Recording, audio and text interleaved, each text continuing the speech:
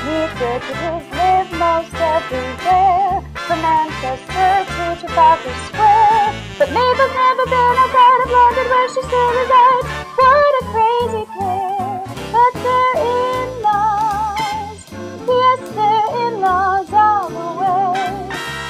One pair of matching bookends, different as night and day.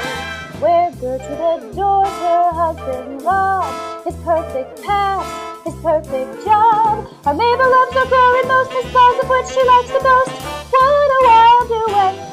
Still their in-laws, yes, their in-laws, and you're fine. They laugh alike, they walk alike, sometimes they even talk alike. You can lose your mind.